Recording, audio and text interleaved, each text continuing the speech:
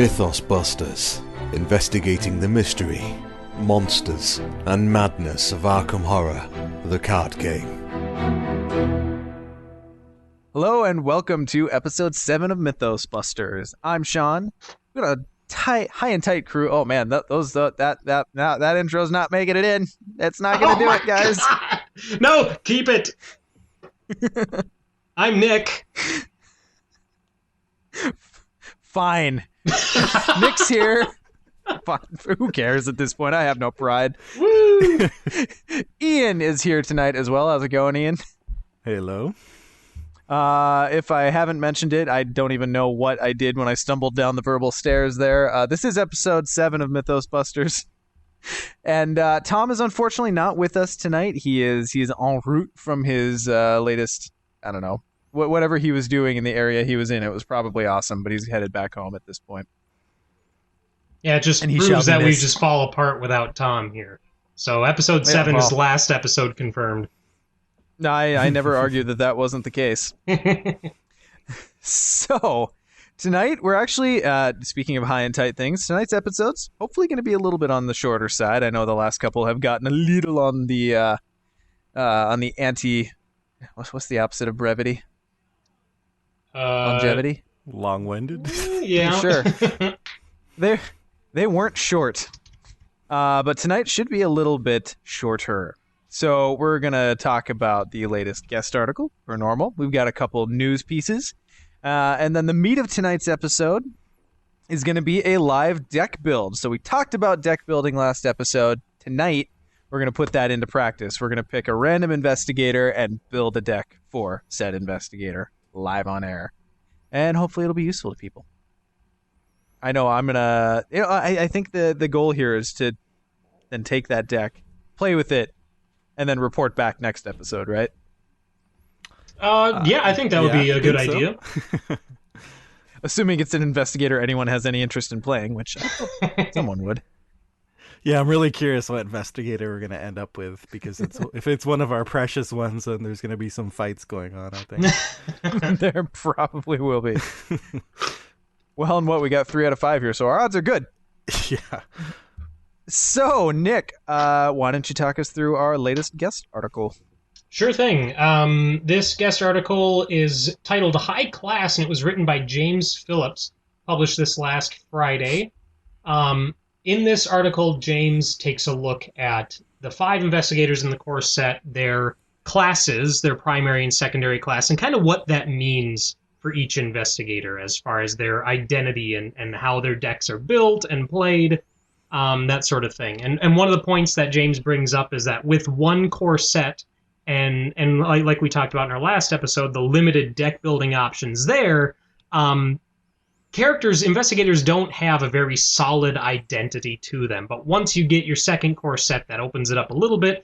And then the idea that with future sets down the road, and adding more cards in for those classes, that identity will then even grow further, and you'll feel more like a Guardian and less like a character who has Guardian cards. I thought it was a really interesting article. It brought up some ideas about upgrading cards between scenarios, things to consider like not only experience cost, but also resource cost and what you're taking out. So very good article by James, and I really appreciate him writing that for us. Yes, and it's also very, very good at getting Elvis stuck in your head. Yeah. Because it's a hound dog reference. Right. Yes. I'll take your word for that. That did fly over my head as well. So. My God, you guys! If my wife were here, she would probably have caught it right away because she's a big Elvis fan. But yeah, no, I think it is really interesting. At least what we've seen so far, the core investigators. It's tough to know if they're the rule or the exception, but they do kind of have that interesting artifact where they're really meant to be hybrid classes. And kind of what that might mean in the future. Because as we get more and more cards for a certain investigator's subclass, there might be a really cool build where you basically, most of their cards are from their subclass as opposed to their main class, which is kind of how you're probably building them now. So, Yeah. Like they're true dual classes. It's not even so much primary and secondary because that was kind of the point James was making. There's not that Right. much separating it other than like a couple of high level cards, and that's really the only thing that separates the two.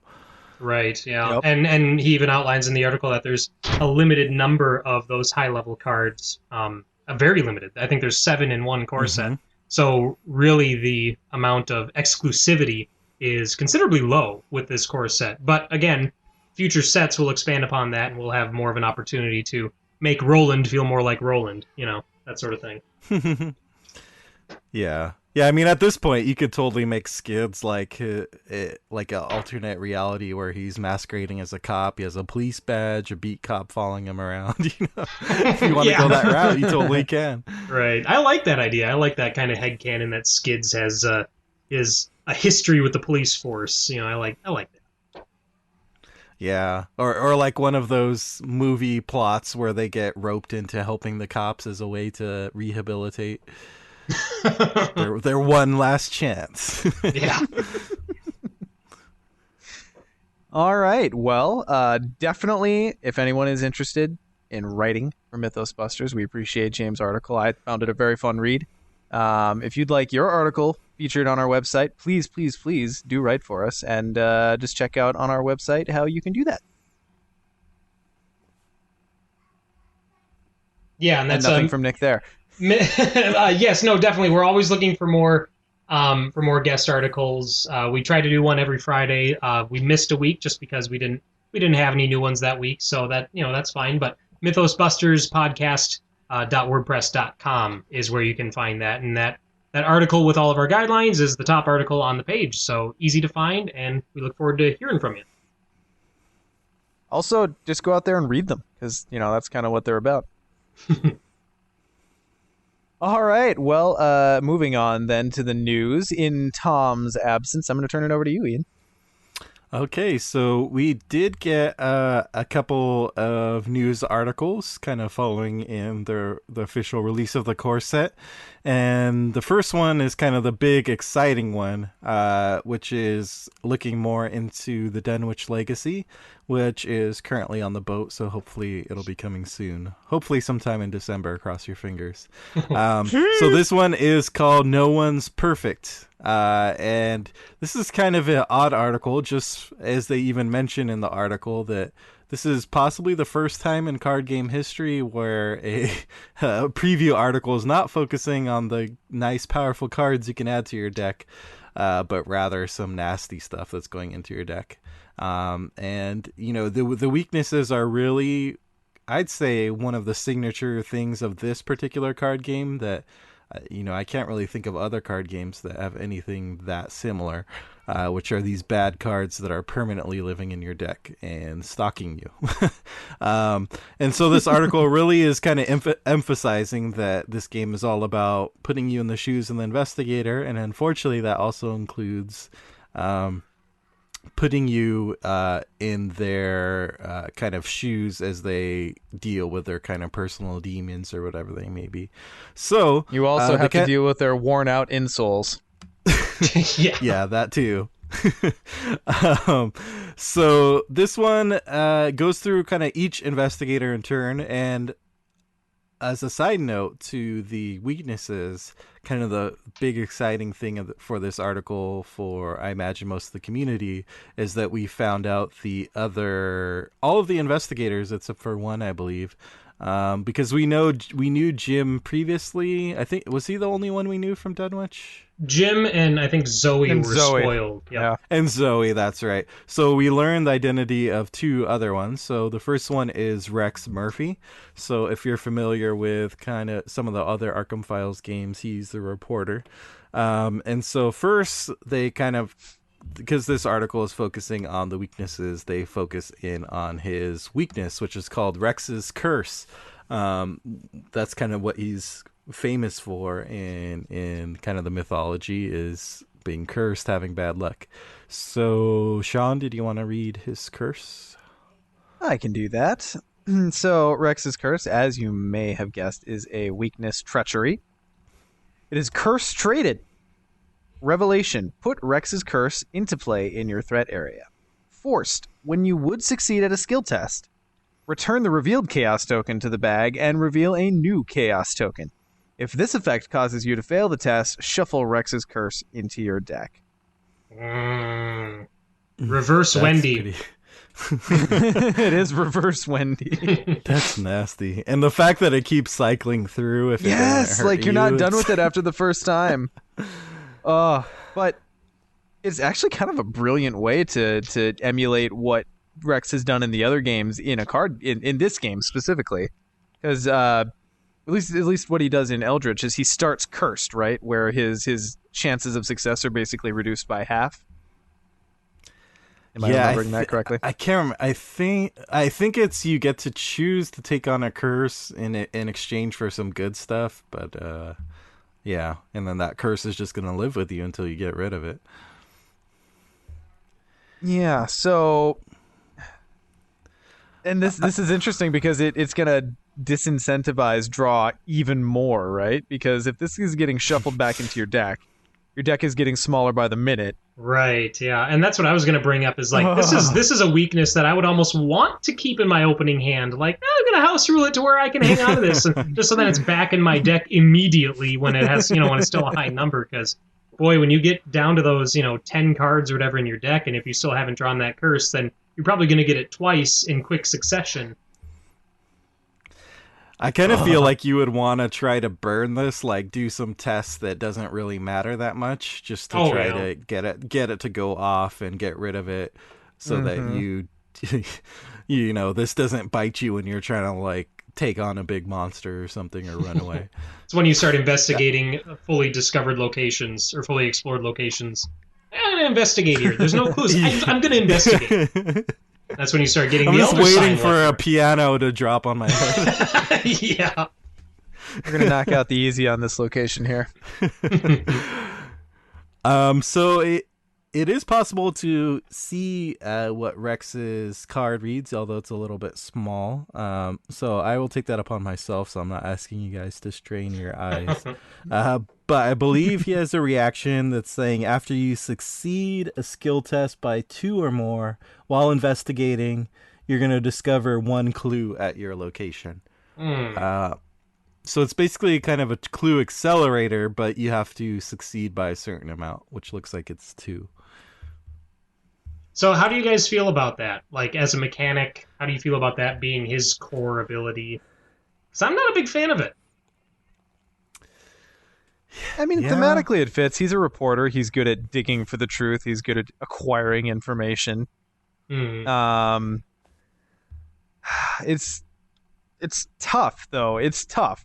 I don't know. I don't like ever counting on succeeding a test, especially by succeeding a test by a certain margin. I've actually played a little. I played around with the kind of the skids build that plays with Opportunist and the Derringer and whatever. There's one other one that kind of looks at whether you succeed by 2 or more, and it can get spotty. Right, yeah, that's exactly There's a reason it. why I don't include Derringer and Switchblade in those cards, because I'm barely trying to pass the test in the first place, let alone blow it away by 2. Right, yeah, and I'm That glad said, you guys high are risk, in the high same reward. boat. Sorry, Sean? I said that said, high risk, high reward. So I mean, if you're going for it, at least you're getting something solid out of it. But in the decks I've built so curious. far, when I look at those rogue cards, it's always like those. I can live without those rogue cards. Like they're okay, but they get better contingent on that passing by 2 or more. And especially since I'm kind of the one who's like, I'm gonna try hard. I'm gonna try a higher difficulty than normal. Like, those cards do not strike me as worth the deck space. And I could be wrong. We could see some addition in Dunwich or future packs that kind of shore up that weakness to him or that condition. But as of right now, that 2 or more does not seem like a good trade-off to me. I am curious to see if there's a way to chart whether the extra resources you put into his tests in order to get the 2 or more would be, I guess, more beneficial just putting them toward another test, Right. Yeah, that's a good point. I don't know if there's a way to actually quantify that, but that would be my biggest concern with him, is like, if you're going to put all this time and effort into making sure that reaction goes off. I just wonder how much that's going to take. Yeah. And I feel like his ability would be better too if he had Daisy's 5 intellect. 4's just one fewer, but like every point of skill matters so much in this game that with 5 I'd feel a little bit more comfortable getting the 2, because you get a couple bumps and you're sitting at 7 and you can blow away a lot of locations by 2 no problem, but 4 it's a little dicier. I don't know. Yeah. Well, and not only that, like you get a magnifying glass and a flashlight on him, and and nothing by else. Is probably not terribly hard. Yeah. I don't think it's terrible, but it's, I don't know. Yeah. I think it'll definitely be best in multiplayer where you can just totally put them into that kind of clue vacuum role and just let them do that. In solo, I think it's dicier in solo for sure. Yeah, I don't Although know he if is more well-rounded. True. Yeah. Well, and not only that, but too, the Dunwich investigators, at least if I'm remembering correctly, the ones we've seen so far, all have base health pool total of 15, whereas our core set investigators have 14.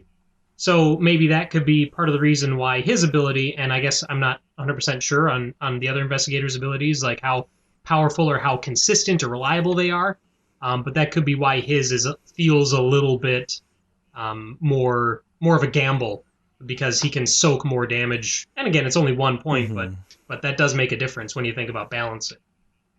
Yeah, I have no idea what I feel about Jim's ability.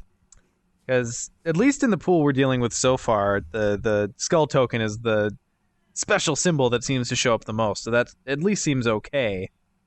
But again, you're kind of counting on a very unknown entity, and that's your ability. Whereas something like, I don't know, Agnes, you kind of have some measure of control over it. We're going to have to reset that chart on the wall that says it's been so many days since Sean's last Agnes mention. Well, I think since Agnes is in the core set, that's expected. I think we should count Diana Stanley. Every time he mentions Diana, it's like, true. God. Good call. Good call. That poor chump never finishes writing the one day before it happens again. It's like, it's a full-time job. Rex's Elder Sign effect is actually potentially one of the most interesting Elder Sign effects, I think. So it says +1, and you may, I believe it says, instead choose to fail the test to draw what looks like 3 cards. Huh.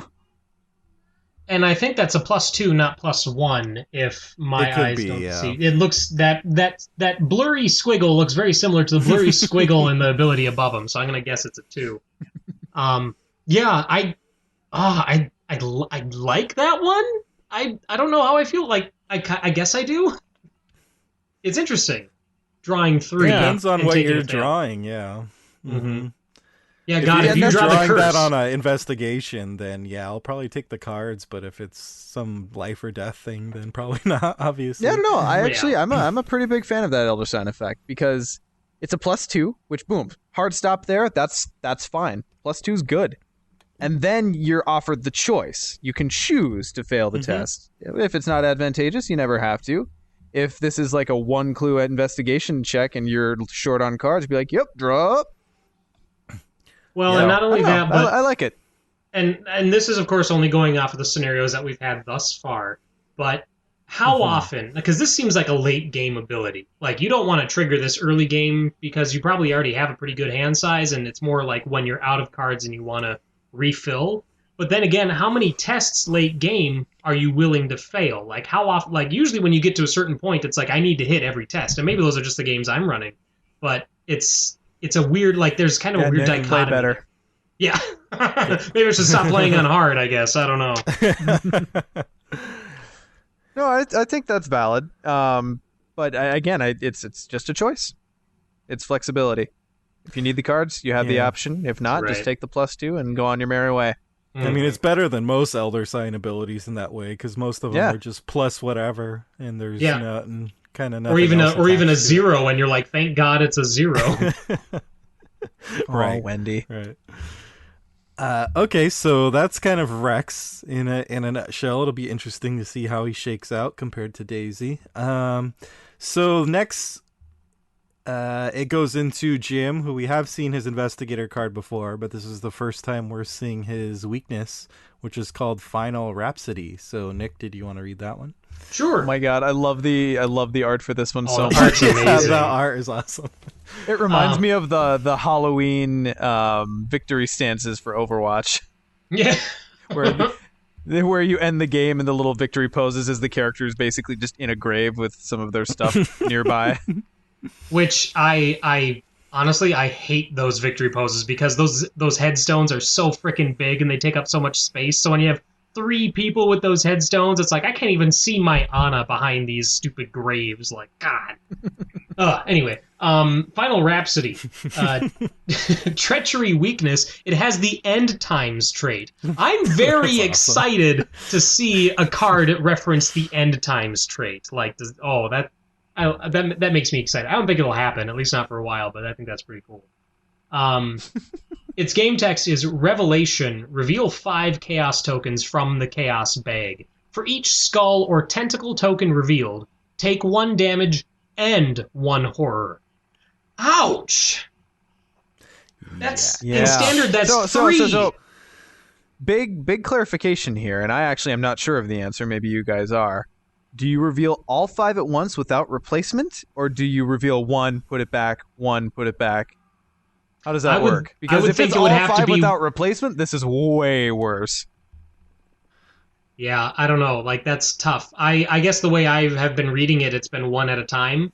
But it looks like in chat they're saying that it's all 5 at once without replacing it. I guess I'm not sure where you would see that. I don't even know if the rules reference mentions drawing more than 1 token.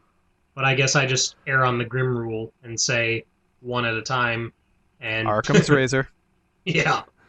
Oh. I think the way I read it is all at once, just because Just grab a fistful of tokens. Because it's giving you that number 5. It almost seems like it's simultaneous, like you're grabbing a fistful of 5 and just pulling it out. But Sure. Oh god, yeah, it probably needs a little bit of clarification, I think. Well, and chat's also mentioning that you should use Wendy as a reference, and Wendy specifically says to replace and draw another one. So since this doesn't say that, we can quote-unquote safely assume that this means reveal all 5 at once, I guess, until, we get official word otherwise. So Yeah. This one is kind of a good news and bad news one for me. Like, the bad news is this could potentially knock you out of a game if it hits at the wrong time. Specifically towards the end of a scenario when you're pushing it towards your damage and sanity. On the other hand, this doesn't tax your actions like a lot of other weaknesses do, where it's like an enemy you have to get rid of, or like, clues you have to gather, stuff like, or resources, stuff like that. This is just comes out of your deck, hits you, and it's gone. And so that's kind of the good news, I think, that you don't have to worry, because the action taxing stuff really hurts, I feel like, especially in some scenarios. Well, and Jim is he's a pretty solid investigator looking at his health and sanity. So if you're doing all 5 at once, the worst you could get is 3 on standard, I should clarify. And unless you've had then again, there are plenty of times where I just let that damage go on my investigator because I'm like, I can be 1 away and then resign.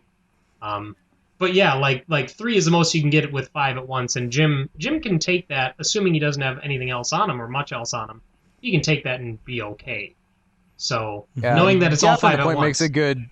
Gaff in the chat makes a good point that you're just gambling on this. This has the chance of not doing anything. This could completely whiff. So, I'd be interested to see what the odds are on that. Lockwood. But it could happen.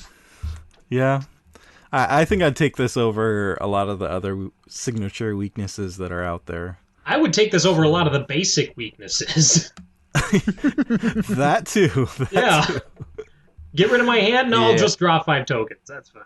I'll just take 3 damage.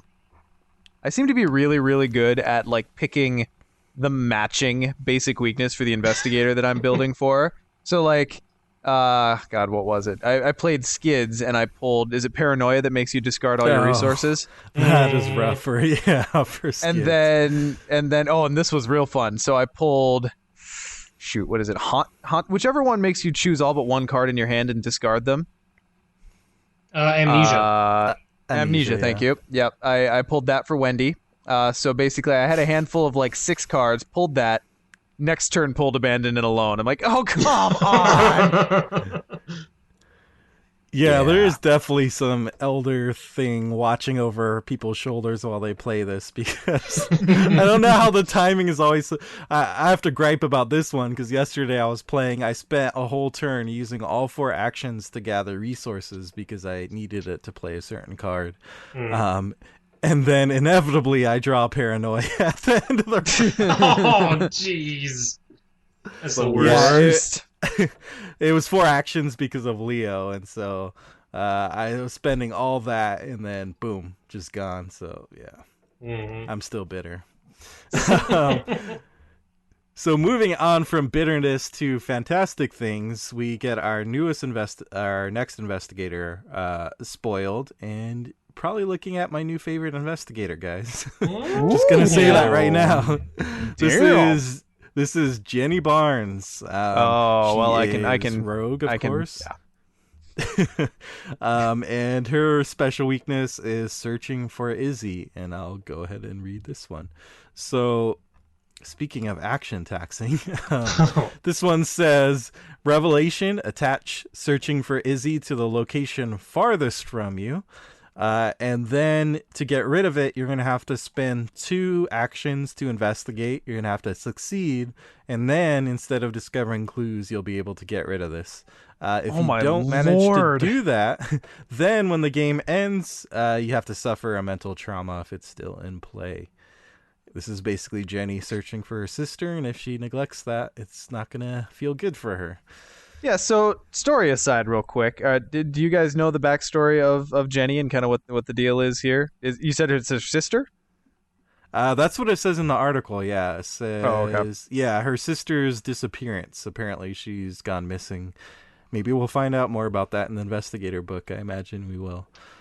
But yeah, I guess she needs to look for leads about where she went. So if she doesn't do that, then she suffers some trauma. What is Jenny's subtitle? Does that say... God, that's really blurry. Does it say debutante? I think it does, let yeah. me see if The debutante, that's what it looks like. It looks like it, yeah. See, when I get real close to it, I can't, but then when I like pull my head away, like I think I see that word. But then her trait is Drifter. Is she the first investigator whose subtitle does not match her trait? I guess I haven't been paying that close of attention. She seems... Well, no, Jim Culver has musician and performer. Well, potato. Well, maybe he doesn't always play music for other people. I don't know. Jim's a weird nut. Interesting. God, I'm just so confused by Jim. I must try him. I think he'll be fun. Yeah. But with Jenny, like, I just want to point out her stat line. Like, I love that. I absolutely love that. 3 across the board. 3 will, 3 intellect, 3 combat, 3 agility. Perfect. And pretty balanced health and sanity. 8 health, 7 sanity. So she's just that Jenny of all trades. Yeah. Yeah, we might as well read her ability, which is she collects 1 additional resource during each resource phase. 'Cause why not? That's awesome. And her elder sign, +1 for each resource you have, which, as a rogue, you're probably going to have a few. Yeah, well. They're known to keep them around. So, yeah, she's interesting. And because of... I suppose we haven't seen the back of her here, but I guess we assume that she's got the same 5 splash that the other ones have. Yeah, you'd think. And that being the case, she then would have access to the resource skill pump cards for whatever she needs or whatever she wants. Whatever hole she needs to fill stat-wise, she's got access to that card and additional resources to put into it. So that seems really good. Yes. Totally a great solo investigator for sure. I mean, you can make her into whatever you need. She has balanced stats that you're not going to get flat-footed. I guess the only downside is it's kind of that like jack of all trades, master of none thing.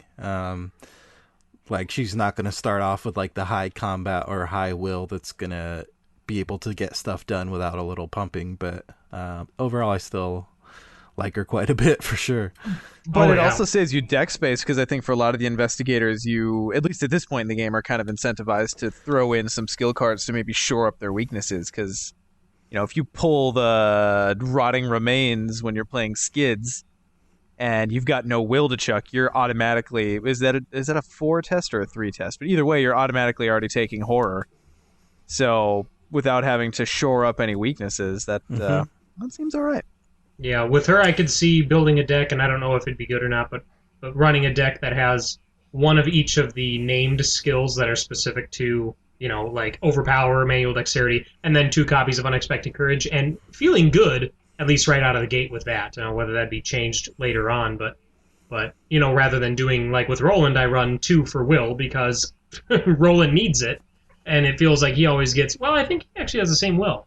So maybe I'm just talking out my butt now, I guess, I'm not sure, but But yeah, 3 for each one. Like, I just love that consistency. I love that idea. I think the important part is she's got 2 more sanity than Roland, which I find is Roland's Achilles heel. That's what. Yep, that was the thought that I did not vocalize. Yes, yeah, her health and sanity is those are good numbers. Yeah. Her weakness is pretty rough, which is, you know, compared to Jam's, like, because it's not like Cover Up where it's just gonna, you know, be in your threat area, so you can kind of do an investigate anywhere. This is at the furthest location, so I can imagine drawing it towards, you know, the mid or late game when you kind of really need to use your actions. And if this thing is up, like, pops up like 3 or 4 locations away, like, it's not just the 2 actions for the investigate, but that could be like 3 or 4 actions to move over there. Now, at that point, you probably just take the trauma. I was going to say, call me crazy, but I think I'll be taking the trauma more often than not with this. Because, like, I look at that, you suffer 1 mental trauma. She has sanity of 7. Like, to me, that's not that... I don't think it's worth the actions to put in there unless she's already had mental trauma on top of that. You know what I mean? Like, it doesn't seem like that's worth... Like, I think of Skids' weakness and how that just chop off 2 experience at the end of the session. Like, no matter what. If it's out, you lose 2 experience. Like, to me, that's a lot worse. But again, or even Roland, who's got pretty much the exact same penalty for not completing it. Where and he's got 2 less sanity. Going from 5 to 4 is pretty nuts. But yeah, I do agree that it's less of a hit to Jenny. Yeah, I think the first scenario. Now again, it's also pertinent to note that this investigator and this weakness is coming out in a campaign that's going to run. We're expecting a lot more sessions than the core set did. Like that core set's 3 to 4. This is true. With Ruru. Yeah. That's what I was gonna say. Is like that. I do think that point is true, but if you're, you know, you clock like 2 mental trauma in the first 2 scenarios, and you have like 6 or 7 more to go, then that might be a little worrisome. I guess you could like maybe rely on elusive to like teleport you back to wherever it goes and do it that way, but. Again, you're sinking resources into something, but I but guess at the same time, or the card game. Yeah, this is just one of those weaknesses that I think that if I draw it and it hits the table, like 9 times out of 10, I'm gonna be like, all right, like whatever, keep going with my turn, until it is later in the campaign or until I have that mental trauma already stacked up, and then it's like then it becomes imperative that I take care of it. So. Yeah. Yeah, she seems fair. Interesting. Yeah. All of these Dunwich investigators are really interesting. Right. This is like bending my head for what I thought I knew about the game. Also, her signature card has X for a cost, which intrigues me. And a I assume there will guns, yeah. There will probably be some benefit to sinking more resources into it, which she is going to have just by virtue of her ability, which, by the way, that's got to be one of the better abilities in the game right now, because how often is that not going to be useful? Ask nothing of you. Just collect more resources. Just, hey, more money. There you go. I'm really hoping that the X determines the amount of ammo that's on that weapon, because, like, oh man, if any of Roland's weapons could spend X to get ammo, like, I would be pumping every resource I had into that. Like, imagine, even if it's just the 45, like, I'd spend 5 resources, get all that ammo. I would love it. That would be Twin, nice. though, that's got to take 2 hand spots. Oh yeah. Which yeah, good has point. got to be a pretty big cost to it. What if you can So. choose 1 or 2? Right? I think that'd be cool. 1 or 2, and if you have if you're choosing 2, you get a damage bonus, but if you don't, you just get an attack bonus. Something like that. I feel like there's not enough text in that box. I was just about to say that same thing. I don't think there's enough text to do it. But that would be cool, though. Like, yeah. Yeah, that's a good idea. We're bordering on simulation territory for how this game works with mechanics. Next thing you know, we're going to be in the territory of offhand penalties, and then we're down the rabbit hole. God, no. Oh no, Rex is left-handed. Why am I holding that in my left hand? Oh boy. So yeah, I think that was about it, except for there was one actual player card spoiled that I actually missed the first time I looked through the article until I saw people talking about Shortcut, and I said, where the heck is that spoiled? So yeah, Shortcut is in the just the link in the article, and if you click on it, it is a Seeker card. This is an event. It is 0 cost. It has a will and a agility pip. The insight and tactic traits. It's fast, play only during your turn, and you can choose an investigator at your location, move that investigator to a connecting location. Now we're seeing Seeker pull up some douchebaggery options. Because you can move someone somewhere they don't want to be. Yeah, it doesn't say with their brain consent. goes straight there, Nick. Because it concerns me that your brain goes straight there. And then I actually play Seeker cards more often than not. I love the idea that it's just like, well, you know, if that ghoul priest moves into this location, he's gonna engage me. Shortcut. Sorry, Sean. Bye. Right into. You don't need to be faster than the bear. You just need to be faster than your friend. Yep. They just have to believe that that is the true shortcut. Yeah, the investigator's like, which way to the castle? And you're like, that way. Back the way we came. Now, in non-trolley application, it seems okay. I like it. I like it for 0 cost. Yeah, and fast. Well, that's the thing is it comes up on that decent action pips. advantage. Yeah, it's you don't even spend an action on your turn, and you're effectively giving someone else a limited action on their that's not on their turn. Like it's cheating that system. This should be a rogue card, you would think. You know. And you are an investigator at your location too, so let's That's not forget true. that. Free move. So yeah, it's basically just a free move action for you or someone else at your location. Which, I love it. yeah, for some of the scenarios that we've seen where you've just like gotta cross the map to get to something important to, I don't know, maybe hit an enemy that's got some doom stacking up on it or something like that. That extra move action can count for a lot. Oh yeah. Yeah, put some space between you and a hunter enemy, so it's kind of buying you an extra round. That could be valuable for sure. God, in scenario 2 of Night of the Zealot, I would want to run 5 copies of this in my deck. Ooh, and Berthed mentions something cool in the chat here, that it is not a triggered action, so wouldn't trigger attacks of opportunity. That's a very important thing to know. That's cool too. Yeah. So if you've got an engaged enemy and you still need to get somewhere, you know, for instance, but it's only during your turn.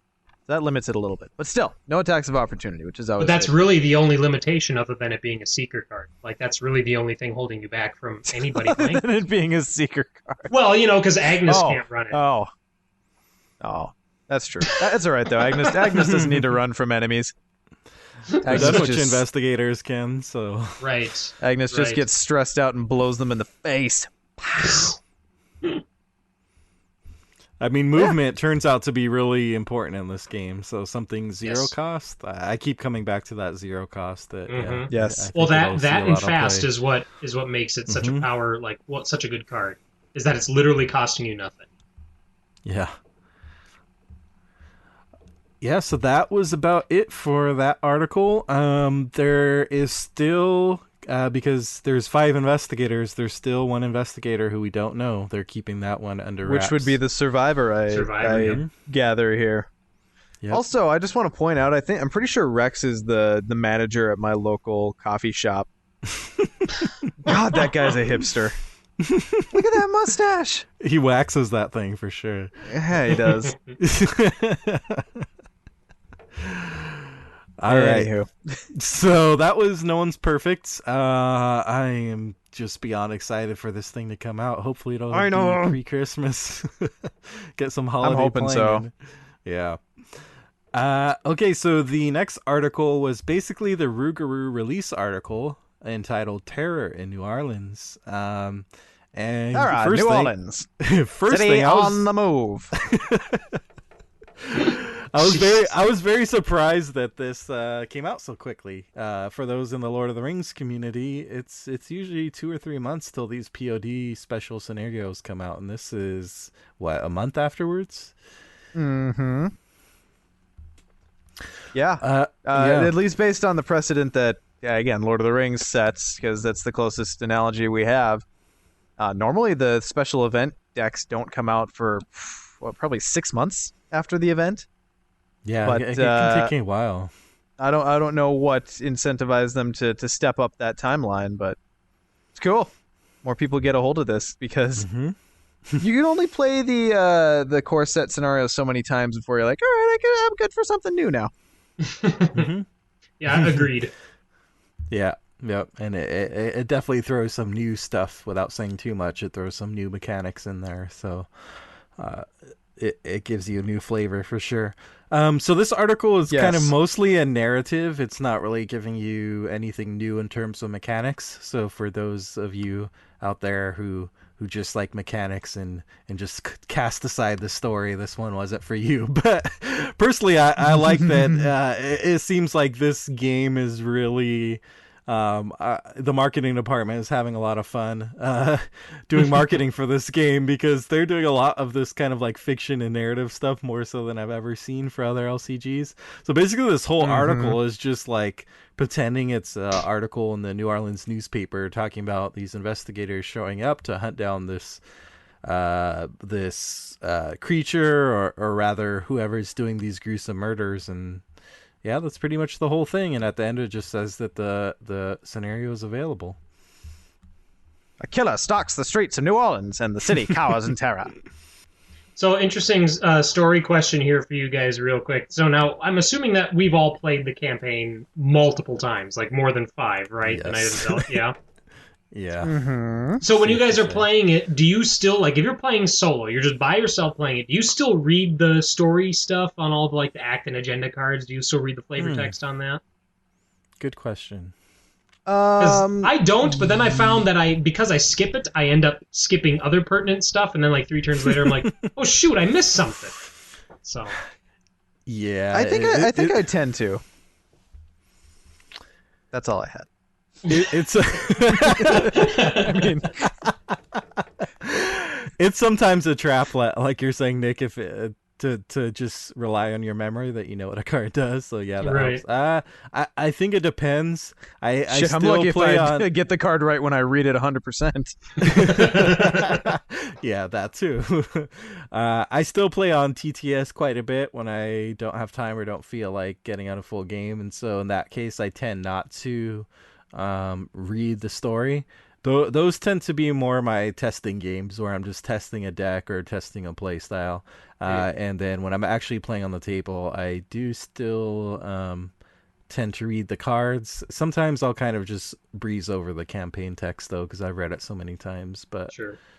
Yeah, and I find myself looking at the art more than anything, so I'll flip over a location, particularly in scenario 2.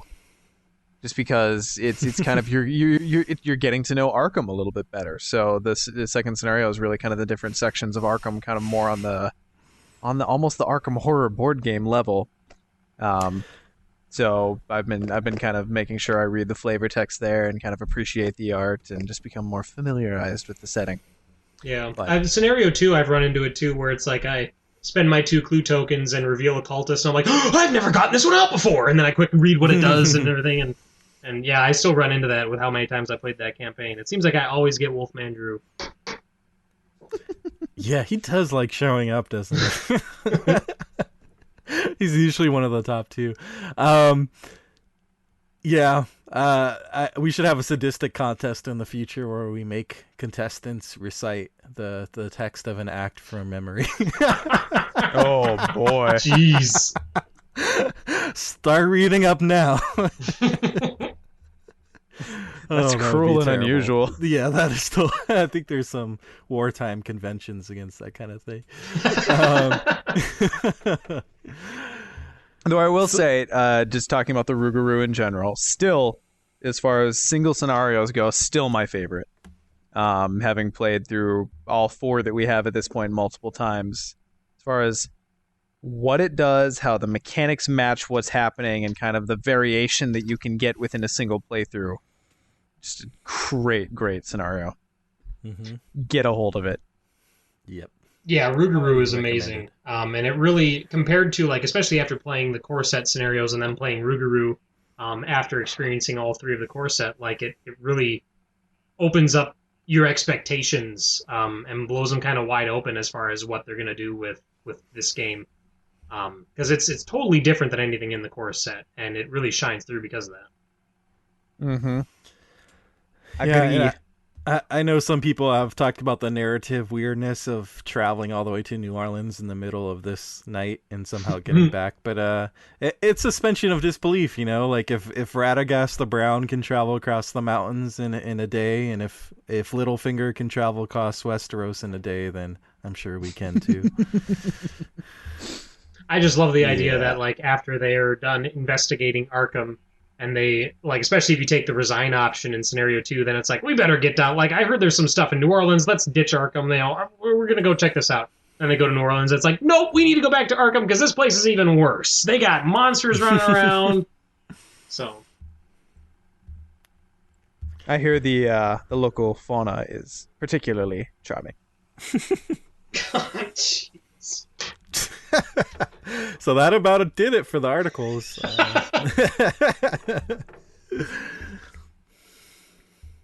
All right. Well, awesome. So before we move into our deck build, one thing I do want to mention, obviously we had our prize giveaway on the last episode. I did mention that we do have that one last swag bag to give away. So there is probably about another hour or so. So pretty much just everyone who's here in the chat. If you've not yet gone out to our Facebook page, liked that status, and commented where your kind of geographical area is to catch other players, do so. Because when we wrap this today, the hosts are going to log off and we're going to pick a winner randomly. And the other thing that I will say is, even if you're listening to this later, as almost everyone will be, it turns out, just the way this works, even if you don't win, definitely go out to that post. Is the kind of the intent of doing it the way we did it was so that it's more or less a find a player thread. So there were lots of people who commented on places where they'd like to play. There seemed to be a really nice spread around the U.S. There's lots of places, and I saw a lot of people commenting on Europe. There were countries that I had forgot existed because I'm American. So definitely go out there, scroll through the comments, see if you can find someone who's in your area, and drop them a message. See if you can start up a local play group, because that was really the goal here. The prize was just kind of ancillary. Yeah, and it was pretty surprising to see how quickly that post exploded with comments and how many people were paying attention and also actively looking for other people to play with. Yeah. There have been actually quite a few different comments that kind of started their own little sub-threads, finding little, hey, I PM'd you, let's meet up, and blah, blah, blah, blah, blah. So the magic is happening. So if you're coming up behind, go to our Facebook page. It'll still be there, even if this is a year down the road. So just go check it out, see if you can find someone to play with. Also, the thing I would point out is on the kind of general Arkham Horror Facebook page, there is a Find a Player thread where kind of more local play groups, like there's one for Arkham of Minnesota that got started. There's a couple others out there, so definitely go look for those ones as well to try to find play groups. So, guys, let's build a deck. Have we figured out how we're going to determine which investigator we're going to build for? Yep, I got it right here. Just about to choose randomly. Let's see who we get. Daisy. Oh, interesting. Yes, very. Daisy. I was hoping for Roland since I know his cards inside and out, but at least I'll be 50% familiar. Daisy's probably the one I'm least familiar with, so this should be interesting. You know, I'm right there with you guys. All right, so we're all out of our comfort zones. Yep. So that being said, I'll go ahead and pull up a deck list here on Arkham DB and kind of keep note of what we're doing. Anyone else is invited to do the same, but at the end of this, basically what I'll be doing is I'll publish this deck so that anyone who's coming up behind can go search for it. We'll come up with a name at the end, I'm sure.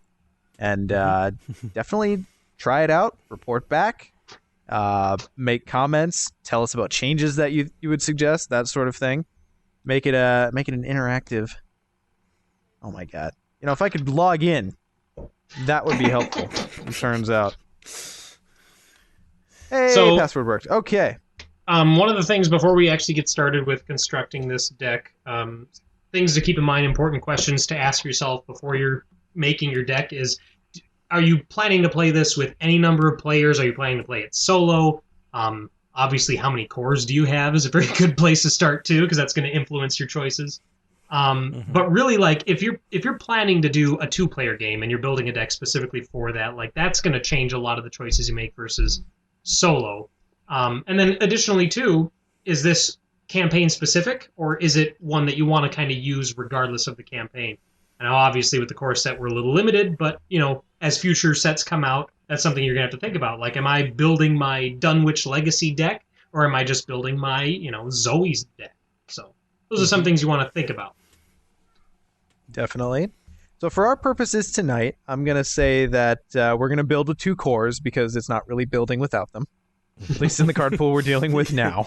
Yes.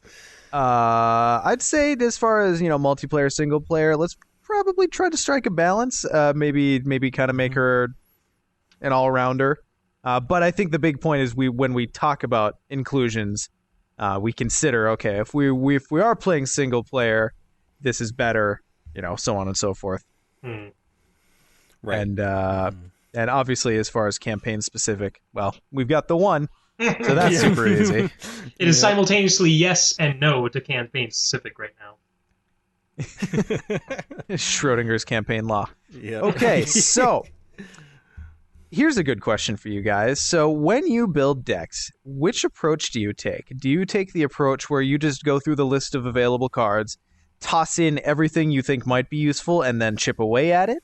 Or do you build the skeleton of the crucial cards that you want to include and then fill out from there? Well, how do you guys approach that? Well, I tend to go more for the first. So I tend to throw it in and cut.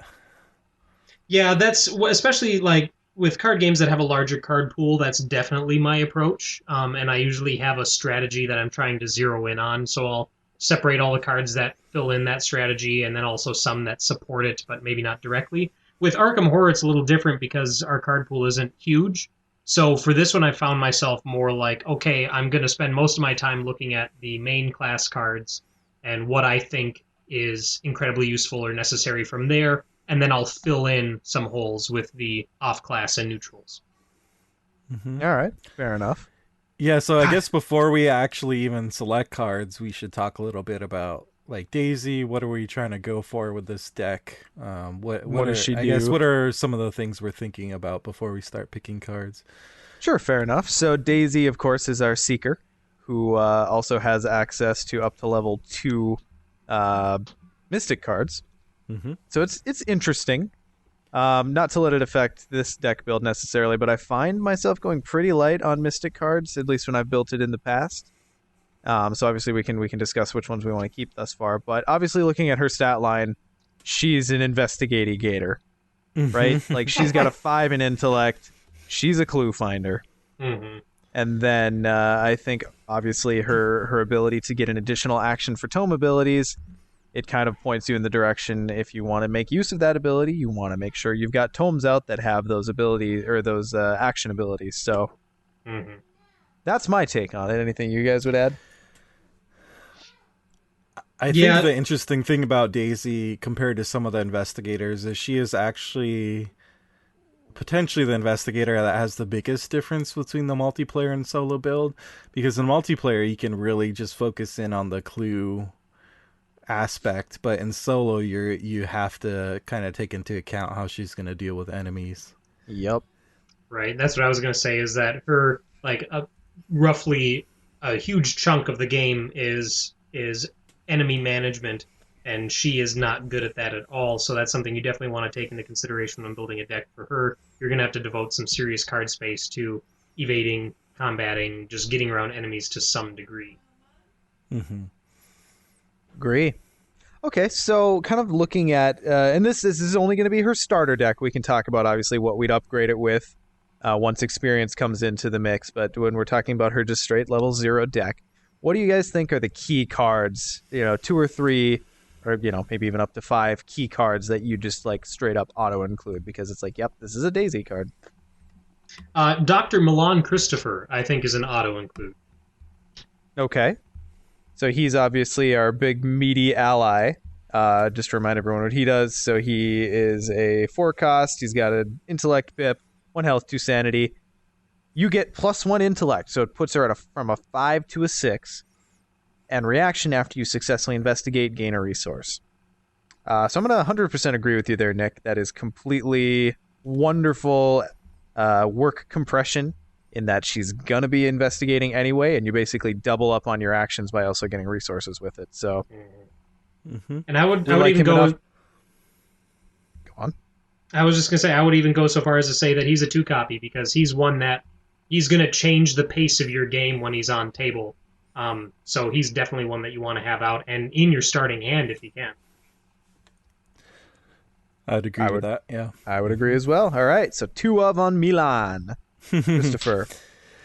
I would say the old book of lore is also pretty key for her to get some use out of her ability, which gets extra actions out of a tome. And I guess I'm going to be approaching a lot of this kind of thinking with solo in mind, but the old book of lore is going to give her a way to find those key answer cards when you need it.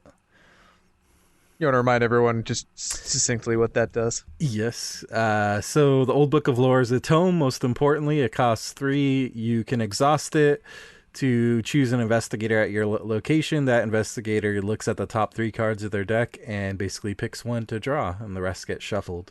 So it's giving you a better chance to find the card you want. So it's repeatable selective card draw, and it's a tome, so if we get it out, it's a free action. I'd agree that's a solid 2 of? Yes. I think so. Mm-hmm. Okay, perfect. What else? Well, then we run into medical texts, which is another tome, so it's going to be triggerable by her ability. This is an interesting card because this is the one that it's 2 resources, item, tome, action, choose an investigator at your location and test intellect 2. If you succeed, heal 1 damage from that investigator. If you fail, deal 1 damage to that investigator. Now, it could be because I haven't played Daisy more than 1 game. Like, I played her literally just 1 game. But my experience with medical texts hasn't been the best. But because it's a tome and because she's so high on intellect, it feels like this should be a 2-copy of in the deck. But I could see the argument for only being 1. So, I do agree that it's nice and cheap. It's a tome. She's probably going to succeed that test whenever she wants to. How important do you think it is that she has, access to a heal damage, specifically damage ability? For her, I think it's very important. As in looking at her with her 5 health. Sure. Ian, where do you sit on that one? I think I sit around a 1 copy for medical texts. Just because I worry about kind of the cost of, like, between Milan and Book of Lore, we're already, that's kind of like 7, and then you're going to do another 2 for medical. I don't know. I do think it's worth including, but I kind of see it more of a 1 of than a 2 of. See, I'm with Ian on this point. See, to me, one of the biggest things about including 2 of is, like, I want to see this opening hand, and I don't know that medical text fits that one for me. It's good, and her low health, you definitely need to have an answer for that in case she takes some unexpected damage. But especially given that she's got Old Book of Lore to go dig for it if she needs it, and we've got potentially another ally that can go grab it if she needs it, I think she's okay at 1. Okay. Like I said, I see the argument for it, so... Yeah. That being said, should we talk about Research Librarian next? probably seems like a decent transition. So said research librarian is a 2-cost ally, as an agility pip, 1 health, 1 sanity, and reaction after it enters play. Search your deck for a tome, add it to your hand. Search Then your shuffle deck. That's huge. Yep. Like That's on demand. He becomes whatever tome. He's basically a wild tome. Yeah. That's And what he is. I honestly forgot that he's search your deck. I thought he was one of those search the top 3 or top 5 or whatever, because that's usually what you end up seeing in this game. But the fact that you can go through your whole deck. Well, that's the strength of the Dewey Decimal System, baby. And find you whatever you need.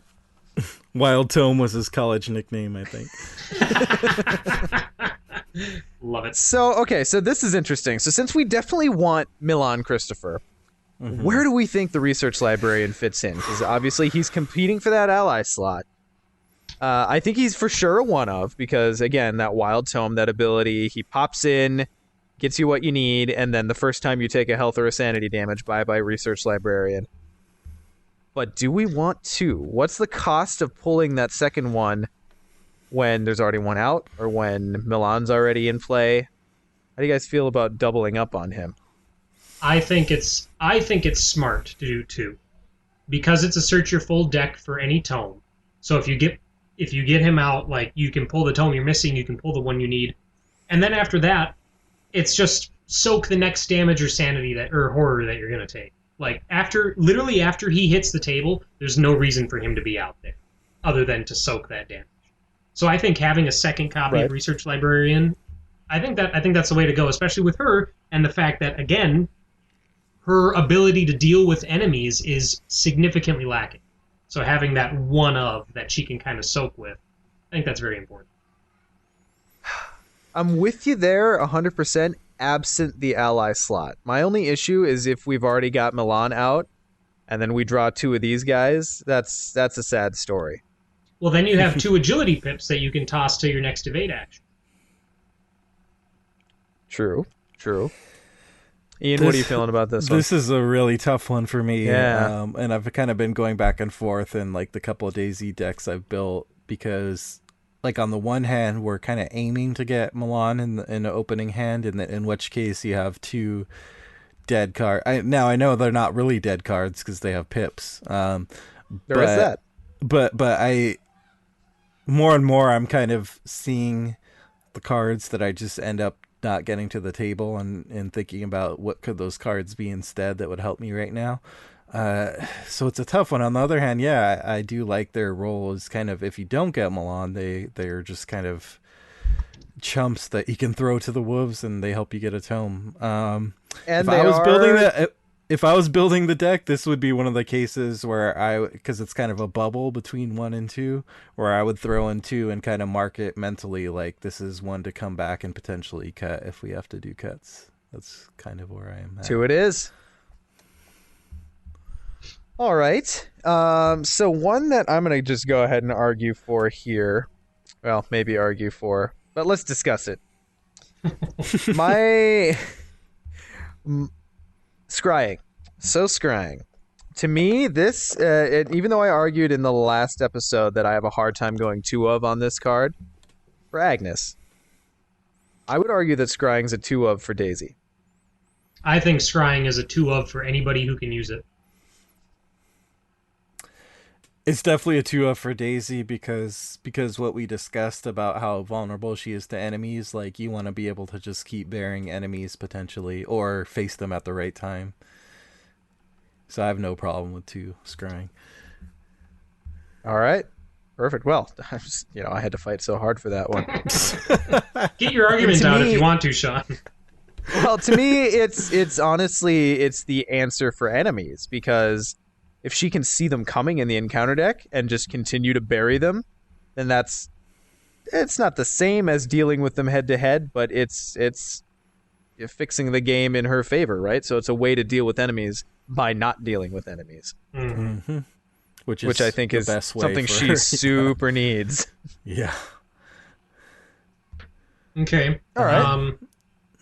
Well, hang on. Let's talk about other auto includes since we're there. Cash? that just Yes. go in? Yeah. Cash goes in. UC? That just go in? You unexpected courage? Yes. Yes. Jesus. I was trying I to save think you it's syllables. call Oh, it God. UC. Just trying to save you syllables. It's all right. Okay. All right. So is that about all we have for auto includes? What else are you guys feeling for? So normal investigators, I'd say flashlights and auto include at the moment. But given that Daisy's strength is obviously just crazy high intellect, how do you guys feel about including flashlight in a Daisy deck? Do you think she even needs it? I don't think so. I think it's kind of one step too far for me personally that she has other stuff to do the investigating with. I would agree.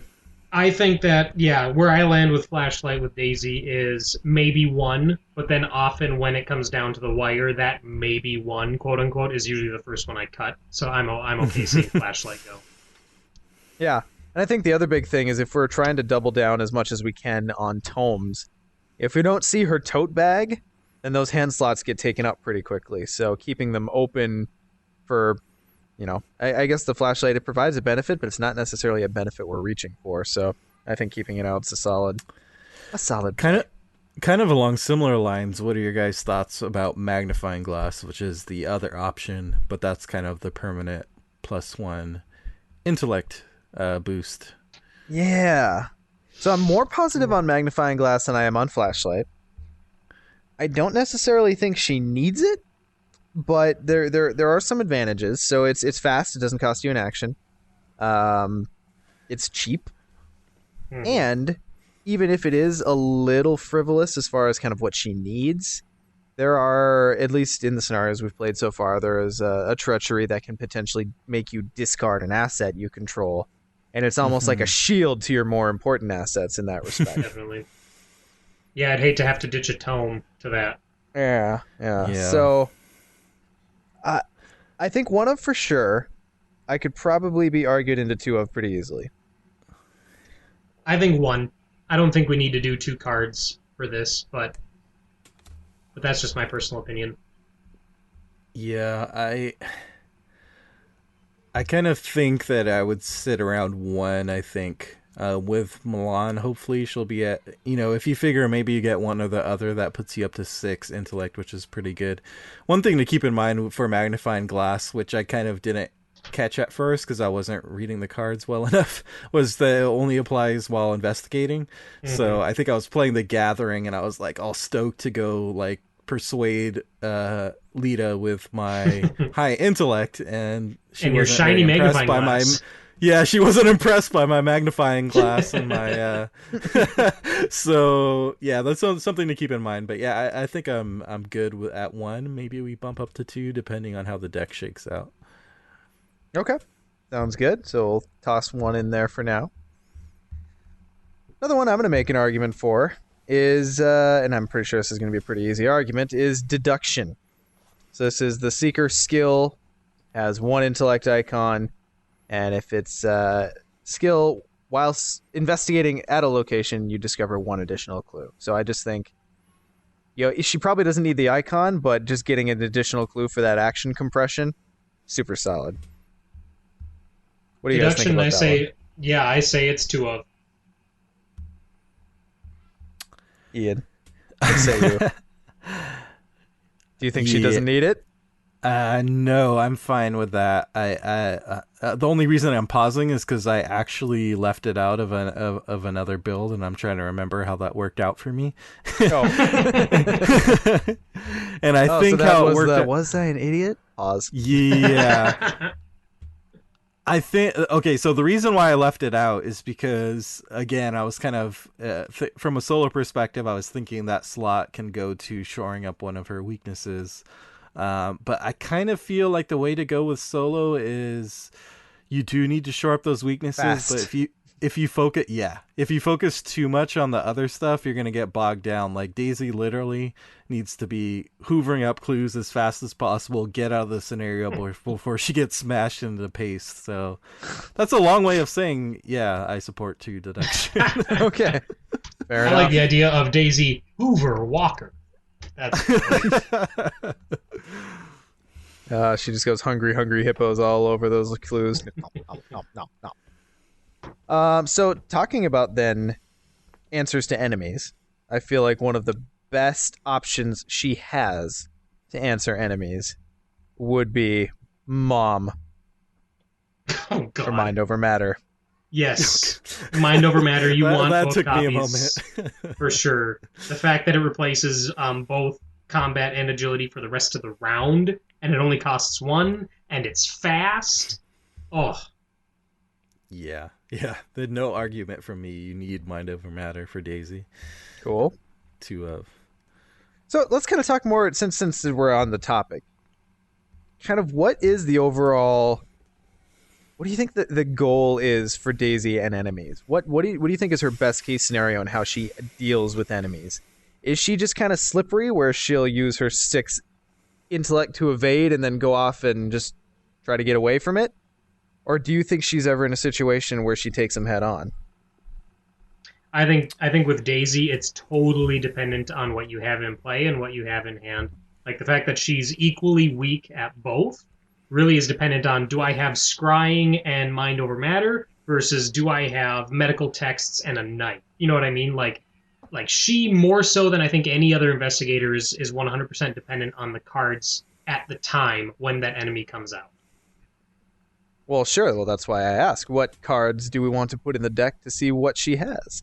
Like, because you can just double down and be like, you know what? I'm not even going to bother trying to damage enemies. Let's just go all evade and just get away from them, get my clues, satisfy objectives, and have done with it.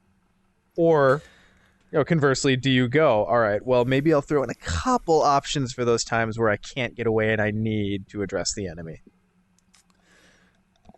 The hard part here is because there are without spoiling too much, there are certain enemies that you kind of need to defeat, and mind over matter is good, but it's not a damage amplifier, and kind of damage amplifiers are what you need to kind of defeat those enemies that you really need to take out.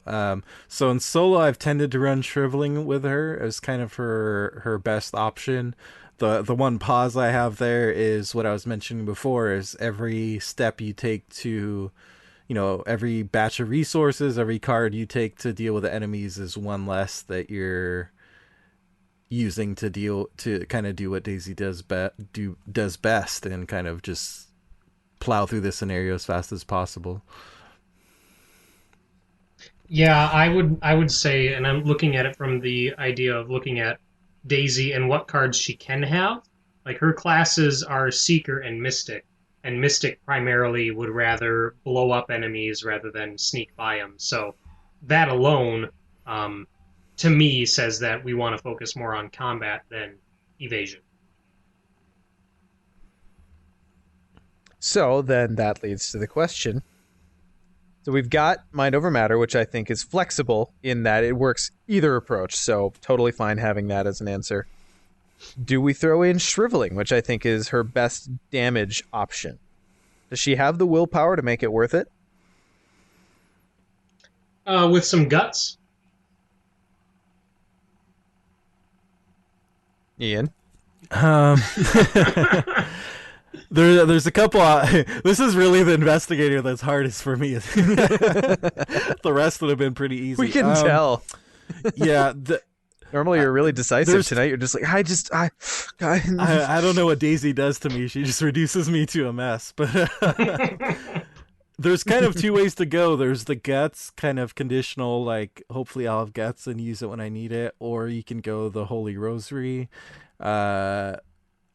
way to kind of bump her up to 4 will, which gets her a little bit closer.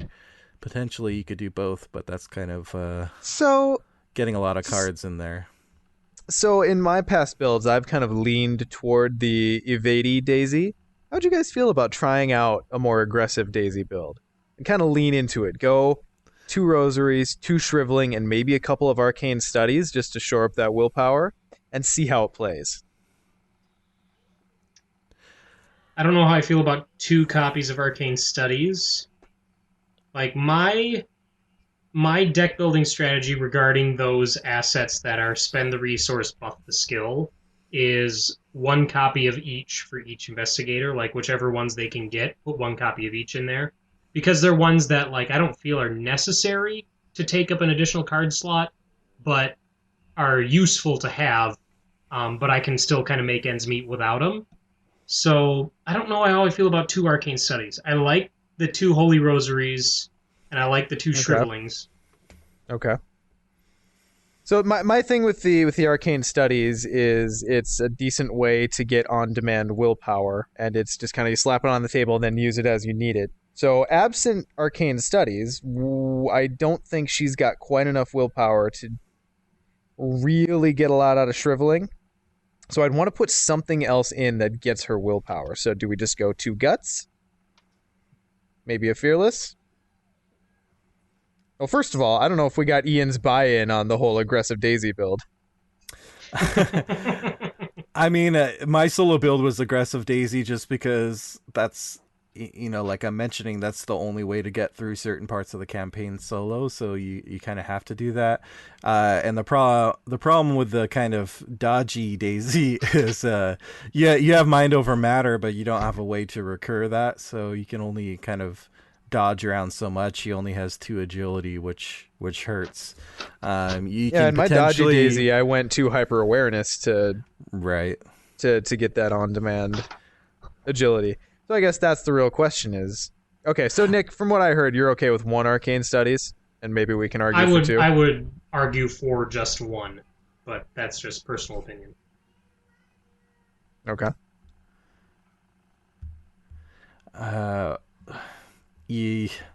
Yeah, I think 1 arcane studies is good. Okay, so we'll pop it in there, especially, and I think you can argue for 1 of copies in Daisy, maybe a little bit harder than any of the other investigators because she's got so much search. That old book of lore, it really is good for finding your key cards. So I'm fine sitting at 1.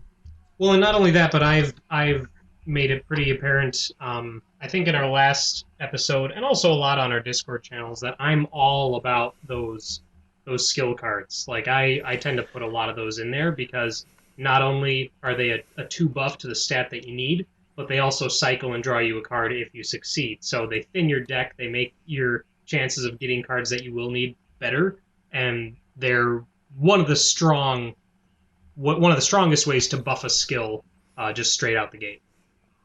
Mm-hmm. Yeah, I'm actually more and more kind of... I started out very hot on the skills, then I kind of was questioning it, and now I'm back to that. My most recent Skids deck, I've kind of had some issues with that. Funnily enough, Skids is my favorite, but he's probably the investigator I'm having the most trouble with, other than Daisy.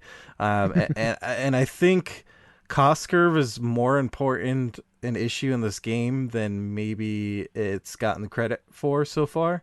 Mm-hmm. It's just as important in other LCGs because you're only going to have so many resources in a game. You start with 5. If your game is lasting maybe 10, 15 rounds, you're going to maybe have around 20 resources total, like, just the scenario where you're not using something like Emergency Cache to get more or Milan.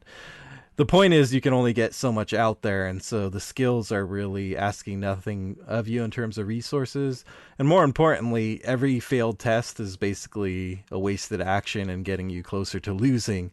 So my kind of mindset more and more is, I mean, this may sound obvious, but... Efficiency. Mm-hmm. You need to make sure every test you take, you are giving yourselves a very good chance to pass it because you don't want to waste actions. You don't have to. That's pretty much the difference between success and victory. So the skills are definitely helpful for that. So let's talk skills. We're pretty asset heavy right now with everything we've included. We're sitting at 15 assets, 4 events, 4 skills. So let's talk a few skills. So if we're leaning into the aggressive Daisy, we probably want to go full set of guts. Yes. Mm-hmm. Yep. Okay. What other skills do you think she needs? Do you think we need the Fearless to heal horror? I feel like she, with her beefy 9, she's at the highest sanity of any investigator in the game. Mm-hmm. Do you think shriveling poses a threat to her sanity. Well, and not only is she at 9 for sanity, but if we're doing 2 copies of Holy Rosary, that's 2 additional ones, 2 different chances for. So I don't think Fearless is necessary in this deck. Okay. And how about Yeah. Perception? So Perception, when she's already so overpowered on Intellect, the only argument I could see for including it is if you just want to draw cards. I would go no on Perception. I would skip it as well. Okay. Overpower.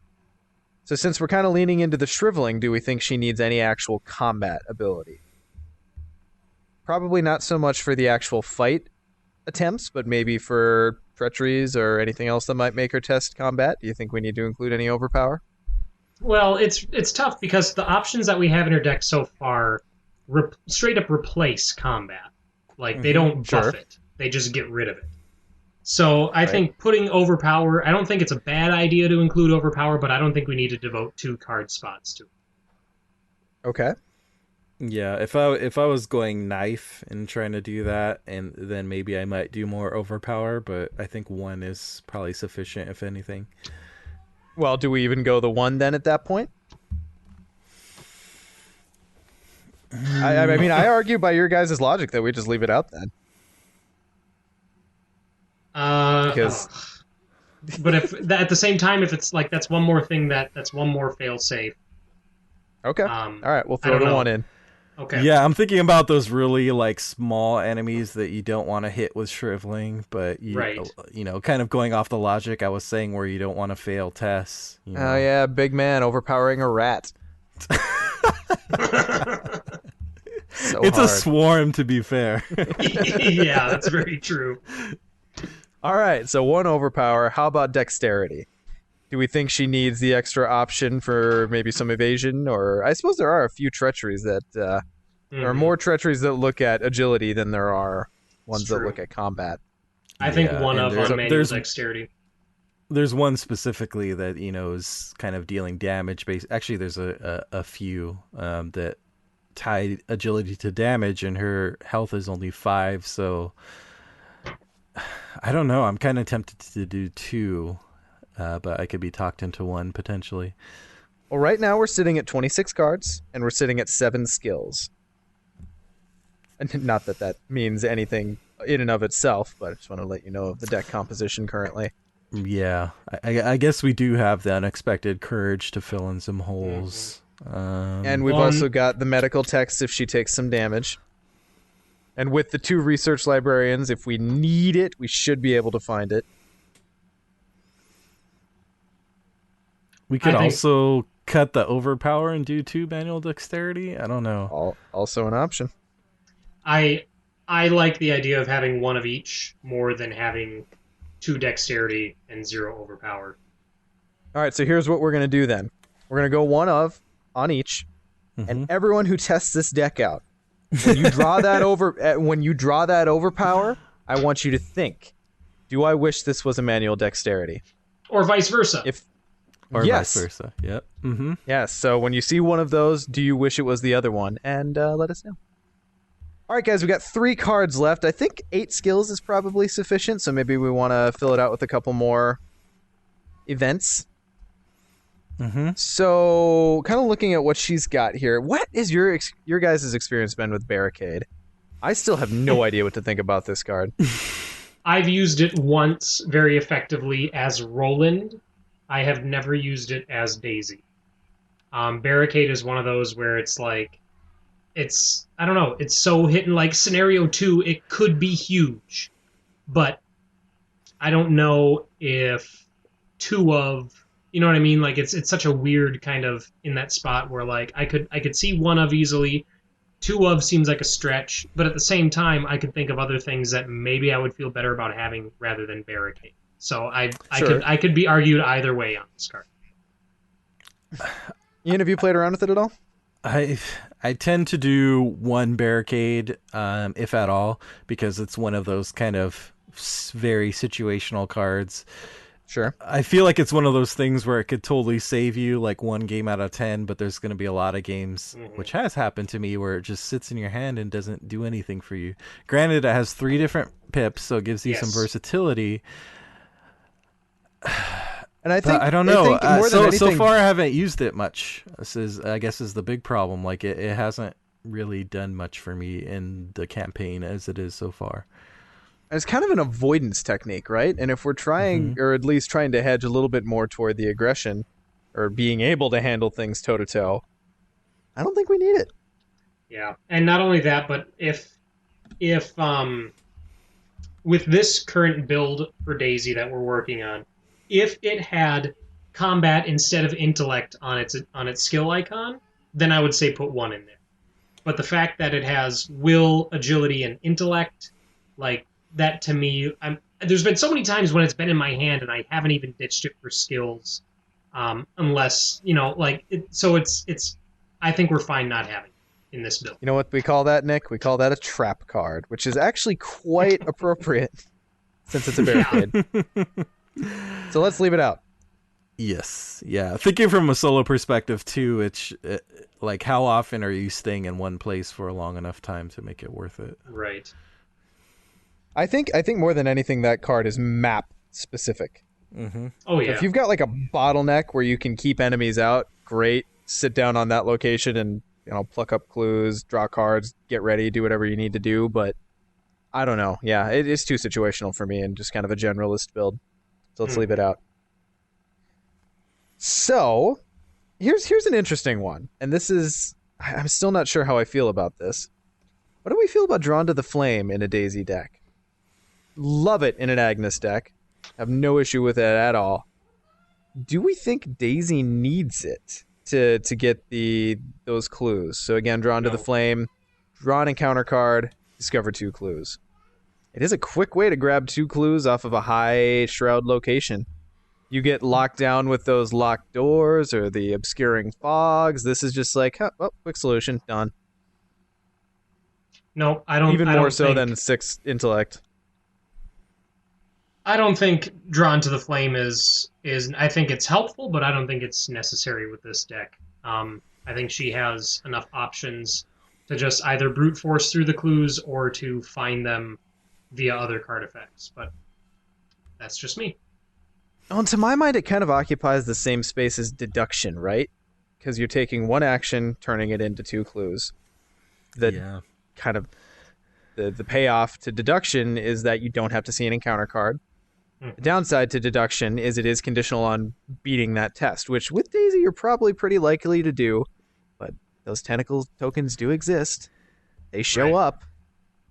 Well, I'm kind of at a hard no for Drawn to the Flame because on the one hand, it does help with kind of the acceleration we were talking about, but on the other hand, it kind of counteracts the purpose of the acceleration is getting through before the nasty stuff can get Daisy. Like the big problem with Daisy is just her base stats for most things are not great because she's so focused on intellect, and so every treachery you draw, it's not even just enemies, every treachery you draw is potentially getting you closer to her getting knocked out. So granted you have scrying, you can possibly see what's coming, but if you're drawing an encounter card, you're also kind of moving further through the encounter deck than you would have otherwise, if that makes sense. Like, basically my mindset is trying to keep her as protected as possible, and Drawn to the Flame goes against that. Sure, so playing a little bit more defensively on that sense. Mm-hmm. All right. Well, if you're concerned with hard acceleration on the clue front, there is that Seeker card working on a hunch, which could be a replacement to Drawn for the Flame if you still want to go for that effect. It only gets you it's fast, play only during your so turn. Inferior to Drawn to the Flame. We're not going Drawn to the Flame. We're not going working on a hunch or working a hunch. I get that it occupies a similar area, but that's a roll-in card. Daisy don't need it. Okay, well then by that same argument, then she wouldn't need Drawn to the Flame. So okay, so we leave them both out. One that I will make an impassioned argument for is Ward of Protection. So This is the Mystic event spell, cost 1, fast. When you draw non-weakness treachery, take a horror, cancel that card's revelation effect. You mean a test of protection? Yes, I certainly do. So I think we're probably okay for 2 on that guy. Sure. For sure. Okay, then guys, we have one deck slot left. I think the only card in the event piece here that we haven't talked about yet is Blinding Light. How do we feel about Blinding Light? I have to read that one again. Yeah, okay, so that's the spell, 2 cost. The level 0 is 2 cost. Willpower and agility icons. Evade. This action uses willpower instead of agility. If you succeed, deal a damage to the enemy just evaded. If a special icon is revealed during this evasion attempt, lose 1 action this turn. I feel like a singleton copy of this isn't a bad thing, but at the same time, because there are the occasional big enemies that you want to maybe try to evade before you start the beatdown, so that way you don't have to worry about retaliate. I'm gonna argue for a 1-of on this one. Ian, where are you sitting? Nick sounds ambiguous or ambivalent. There's a correct word there. I would definitely argue for at least 1, because as I mentioned before, your only other evasion option is really mind over matter. So together between those two, you're looking at really only 3 chances for a decent evasion throughout the game. If you don't include it, you only have 2. So, yeah, I kind of feel like you need at least 1. All right. Well, that's our deck, boys. It looks pretty solid. I'm actually kind of excited to try this out. I've not tried kind of a Daisy that actually cares about fighting at all. So we'll see how this goes. I mean, she's not gonna hold a candle to Agnes, and I'm not gonna hold that against her. But jeez. I mean, you can only do so much. So that sounds the goal pretty cool. though would be that that she'll power through the acts like no other investigator could. So right, and hopefully... that's one of her strengths, is that, you know, she doesn't have to deal with hopefully as many enemies because she's not going to see as many from the encounter deck because she's powering through those clues like a boss. So I think probably the most important part to this is we need to name this deck. I am gonna argue for Go Tell It to Dewey. You cut out. I missed that, Sean. Oh, I said I'm gonna argue for Go Tell It to Dewey because I haven't had a chance to name a Daisy deck that yet. Yeah. I was gonna call it Daisy Does It Fast. Ooh, I like that. Ian. Am I deciding between the two or submitting my own? No, you've got to submit your own. We'll let the chat decide. Gaffa puts forward Overpowering Rats. Nice. I do like that. The only thing I can think of is Daisy versus the world, because that's how it feels when you play her. Fair enough. All right, so we'll give it a minute here, guys, in the chat. Of those 3, what are you feeling? Well, we'll just kind of give it a minute. So what we'll do is we will, or I guess I'll publish. God, it kind of feels selfish to publish this because then I'm getting the deck cred, even though it was a group build. Should we have a Mythos Busters account, maybe? Should that be a thing? I think that would be smart, especially if you want to do this in the future too. Yeah, we probably will. This is fun. So basically I'll save this and then we'll create a Mythos Busters account that we'll post it under. Go look for it on ArkhamDB. Try it out. In the comments section, when you've tried it out, go ahead and look for feedback, maybe changes that other people have made, tell some stories, do whatever. We really want this to be a collaborative effort, so I mean, just go out there. So now, real quick though, and it's probably a little bit more obvious at this point in the card pool, because there aren't a whole lot of options. But what do we think we're upgrading? Do we like Encyclopedia? I love Encyclopedia, right? Yeah, that helps shore up her weaknesses for sure. It sure does.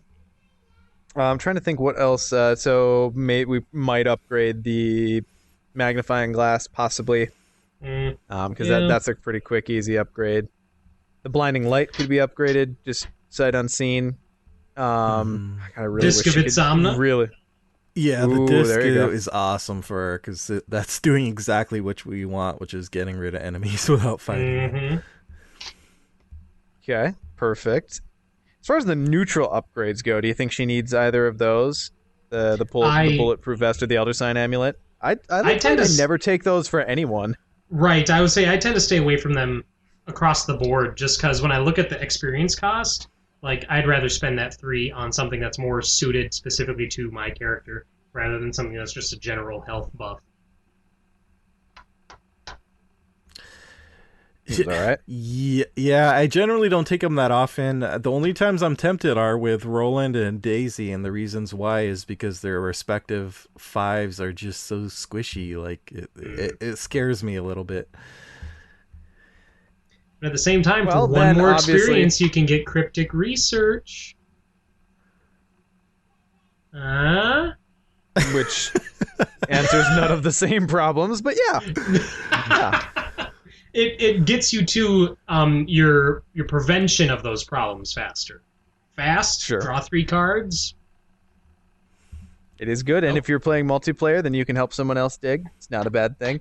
Really, I suppose your upgrades are probably going to depend more on your situation. If you're playing this solo, I think we kind of built this probably more from a solo mindset.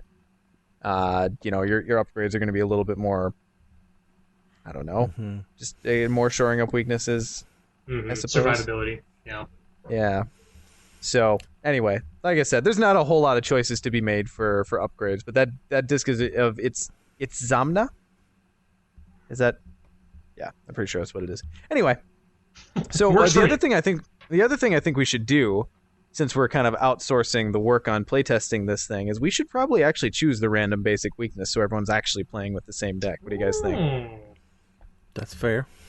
All right, so our random basic weakness, as randomly generated by Arkham DB, is... Not an enemy, not an enemy. Please, no enemy. Oh, boy.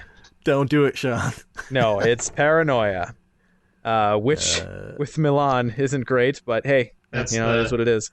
That's discard all your resources. Gross. Well, none of them are great, but yeah. All right. So what I'm seeing in the chat is probably there wasn't actually a whole lot of voting here, but it looked like Overpowering Rats got the most votes. So we're gonna go with that. Perfect. I can live with that. I like Overpowering Rats. Bad when the hosts lose their own title draw. Congratulations, Gaffa, you got the winning title. All right, perfect. Well, like I said, go check that out. We will be interested to see what you guys experience. Obviously, we're all going to try it out. At least I am. I assume you guys. Yeah. I want to see if this is better than my last Daisy disaster. Yeah. Yep, definitely. Oh, I know what to call that old deck. The Daisy Disaster. The Daisy Disaster Diaries. All right. Well, great. So look forward to hearing back on that. We'll probably follow up on it in the next episode, at least some play sessions, some experiences. Hopefully there'll be some comments forthcoming on the Arkham DB entry. So, guys, if you're all right with it, I think we'll move into a little bit of tentacle time. I'm always okay with tentacle time. Well, Nick, what's grabbing you right now? Oh, geez. Let's see here. Well, Sombra dropped in Overwatch, as well as their huge patch recently that included arcade mode and the reworkings of the different game modes and all that. It's such a good patch. Yeah, when I play video games, it's pretty much just been Overwatch lately, and Sombra is phenomenal. I love her. I'm not great with her yet, but I'm getting there. She's a lot of fun, and I love these high skill cap characters that are more like controlling the arena rather than doing things like, straight up like Reinhardt or something like that. But Sombra is just, she's awesome. I don't know if she'll replace Ana as my favorite character yet, but she's up there. Other than that, doing a little bit of RP prep, since we have a bi-weekly Tuesday night Roll20.net game coming up, and I'm GMing that, so I've been making sure that I have notes in order. And by that, it's basically log into Roll20, make sure the campaign is still there from before. Yep, okay, it's good. also reading up on the lore of that universe a little bit too. So I'm excited to get to that. I'm excited to have a semi-regular or regular RP group again. Hopefully it stays longer than a couple sessions. So Yeah, just gotta get over that like 3-session hump. Yeah. And I think we have enough people. Like, we started with just 3, and now we're approaching 6 or 7. So I think that with a number that large, we should be able to get a consistent, even if we're missing 1 or 2. So 1 or 2 people per session, I think it should be fine. And then other than that, I've just been doubling down on my book development and my writing and my game development right now. Been trying to get in time every day, which is hard with 2 kids and a wife and a job and all that, but definitely trying to get this sci-fi series. Sounds like you got plenty hours left in the day. Yeah, right. Yeah. So I'm trying to get this 6-book sci-fi series finished up. I'm about halfway through book 4 right now for writing. I really want to get it all out by Q2 of next year, maybe by Q1 if I'm feeling really ambitious. I guess we'll see how that works out. And then recently, like a couple weeks ago, I was hit with this strange inspiration to start working on a board game. So I'm currently developing a cooperative board game that I'm calling Sentinels of Arkham Horror. Just totally that it combines Sentinels of the Multiverse, so it's superhero cooperative, but it plays kind of like Arkham Horror, where there's the city and there's stuff happening all over the city, and you got to move around and take care of it. So I'm in the very early prototypes right now. A lot of spreadsheets that are printed off and playing cards that just have a card identification number on them, but it's so far I like where it's going. We'll see if I actually get around to self-publishing that one. Cool. Yeah. Overwatch, the patch has been wonderful. I have not had a chance to play Sombra myself because everyone else is, so just whatever. I'm going to learn to play against her and then figure her out when everyone's not racing for the Sombra button in quick play. But God, 3v3 is so fun. It just like completely changes the way the game works, and it's really digging it. Well, and I've been to the point where, like, if I'm not grouped up with at least one person, I just do the 1v1 mystery duels. I'm like, I don't even want to try and do 3v3 with a total pug with randos. I want to, yeah. So, but it is fun. Yeah, I need a Frenchie to do 3v3 randos. It's the better version of a pug. Ian, so this is our first time checking back up with you since you've discovered all of this free time in your life. How has that been going?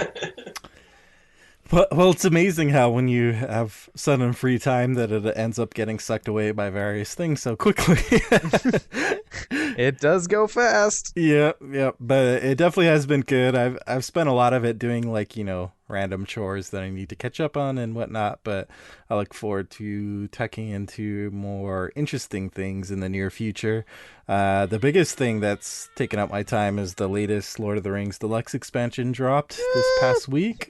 The Sands of Harad. So I just started playing with that, using some Legolas and Gimli decks, and looking forward to spending some time with that. And also, listeners may or may not know that I run a Lord of the Rings blog, Tales from the Cards, and so there are like these huge campaign articles that take me an ungodly amount of time to write, because I'm basically playing through the saga campaign of Lord of the Rings, which is quests that follow the story of the books. And so I list out the session report in painstaking detail, kind of cards I played, etc. But then I also craft a narrative out of it. And I've been doing that since the beginning. And so basically I've taken some of my free time to work on that. So by the time this episode comes out, it'll probably be published. I'm way behind because it was mentally defeating me, just the prospect of working on the next installment. But I've finally gotten back into working on it, and so that should be out soon. So I'm happy about that. Other than Lord of the Rings, similar to Nick, in between I think we're all kind of juggling a million things at once, but in addition to kind of custom scenario creation that I'm doing for Arkham and Lord of the Rings, I started working on kind of an original game design that's been floating around in my head for a while. Actually, for a very long while, because it's based on a game that I created when I was in middle school that I do not remember the rules for, but I remember kind of the general, like, what it was about and how it played. And so I'm taking inspiration from that to finally make it into something. Awesome. We should Yes, trade personal rulebooks. projects. Yeah, yeah. Yeah, personal projects, because who needs to be alone with their thoughts? So what's kind of the basic gist of said game that you're working on? The Or basic is just it in its infancy and not ready to be talked about yet? it is in its infancy, and generally I don't talking too much about it, but the general gist is kind of like gladiator battles, but in a fairly cyberpunky world. So it's a little bit of a different take on that. Oh, I definitely want to read that rulebook. Awesome. Yeah, I actually have the second quest in the Harad box set up on my table right now. It's what I'll be doing immediately after we wrap tonight. So Nice. far, really liking it. It's at least what I've played so far. That first quest is really a return to simplicity. I think a lot of people have been kind of noticing that Lord of the Rings on the whole has gotten a little fiddly here and there with lots of interactions and stuff you can miss on the board state. Like, I appreciate how, at least in the first quest, like, the enemies do things when you're focused on the enemy. Their engagement, or it's when they attack. Locations are when it's the active location, or when you travel there. Like, it doesn't feel fiddly. Mm-hmm. And yes, totally agree, the new Legolas Gimli combo, super fun for anyone who doesn't play Lord of the Rings. It's been kind of a sad point in the game that Gimli, the hero, came out in the core set, and he's an alright hero, but he's kind of conditional. He's not a very versatile hero. You kind of have one deck where you load him up with damage and just swing for huge numbers at things. But this new Gimli that came out is a little bit more defensive. He's got some cool action advantage, and then he combos really well with the new Legolas. So I've got a deck with those two and Aragorn's for kind of a three hunters themed deck, and it's been a lot of fun to play with. So yes, huge props to Lord of the Rings right now. Always fun to have new content. I suppose for my part, been playing a bit of Overwatch. I've been playing a bit of Lord of the Rings. I've put Arkham on a little bit of a freeze for probably the last week.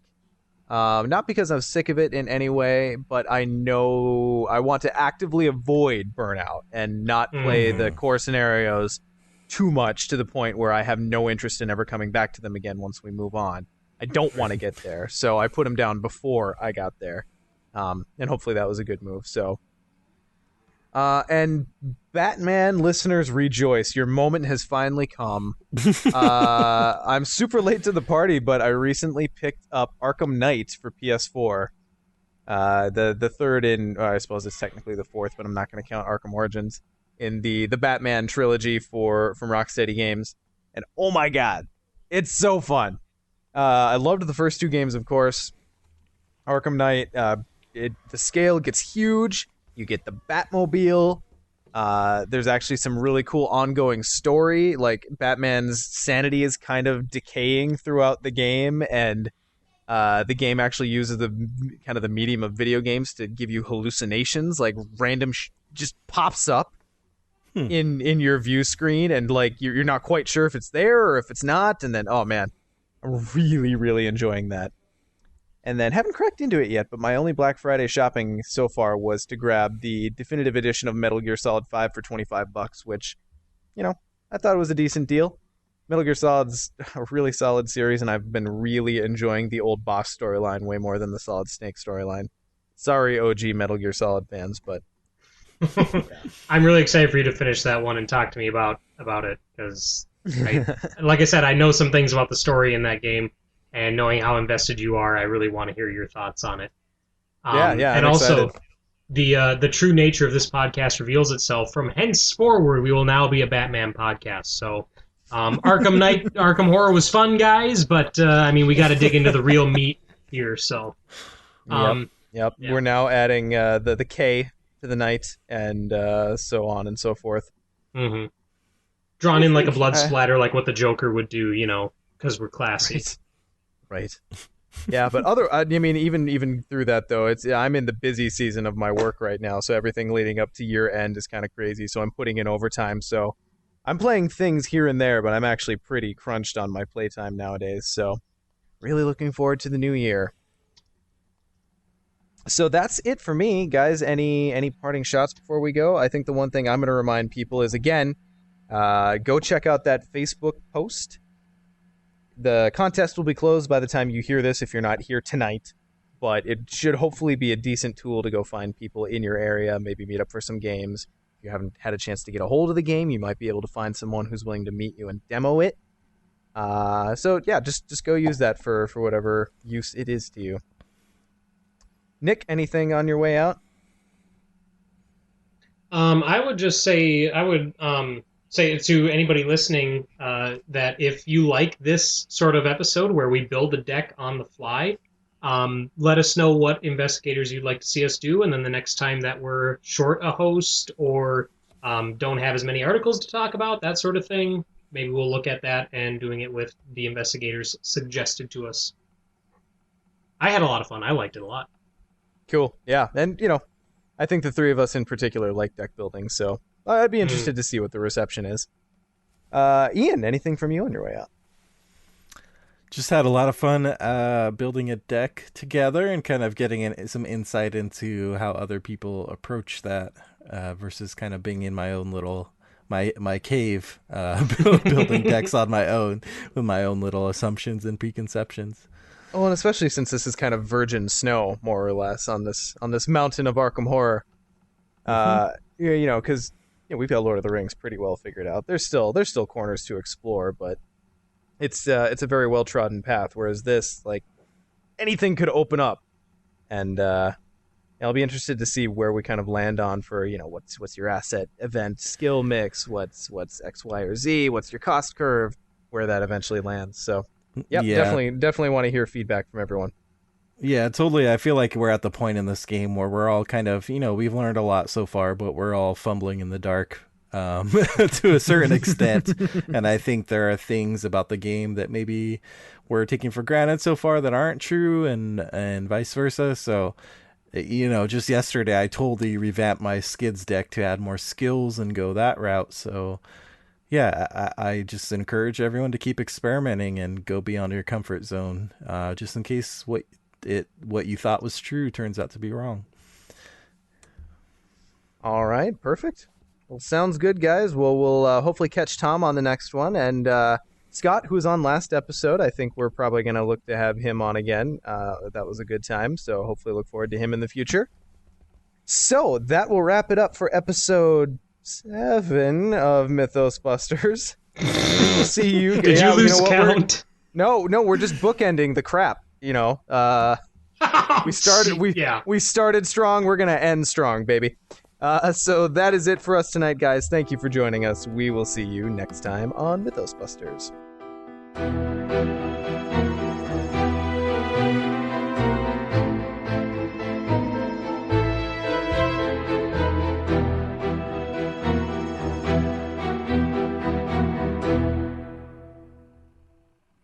Hello and welcome. Oh, did I mess that up? Someone was like snapping branches in the background, Nick.